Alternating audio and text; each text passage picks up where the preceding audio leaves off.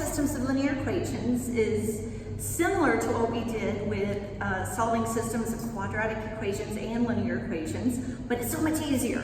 So as we talked about with the quadratic and linear equations, there are a couple different ways to solve them. One is by graphing. And remember, you had a quadratic and then you had a linear equation, and the point of intersection were the solutions. And sometimes you had two, sometimes you had one, and sometimes you had no solution. That is similar to what we're talking about when we have two lines.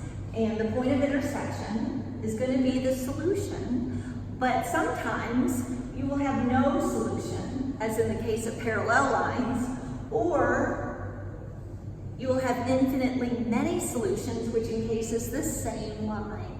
So just keep those in mind, but right now we're going to talk about one that has one solution. So this is our sample right here. Y equals 2x minus 5, and y equals negative x plus 1. The first option we have is to graph it and see where it intersects. So we're going to do that, and I don't know if you remember in Algebra 1, there are a couple different ways you can graph a line. I prefer the slope-intercept method. So with 2 being the slope and negative 5 being the y-intercept, I'm going to graph the y-intercept first, go down to negative 5, make a point, and then from here, I'm going to use the slope, which is 2, or 2 over 1, which you might remember is rise over run. So from this point, I'm going to go up 2 and over 1. So up 2, over 1, up 2, over 1, up 2, over 1. And then I can draw my line, which is y equals 2x minus 5. Now from here, I'm going to draw the other line, y equals negative x plus 1. 1 is my y-intercept.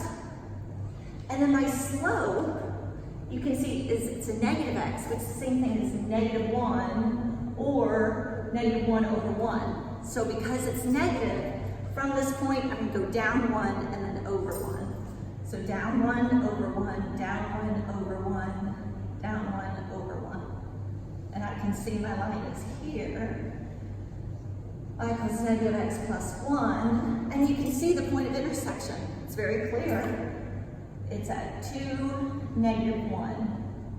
So that is the graphing method. I'm going to pause the video to make another one for the other strategies.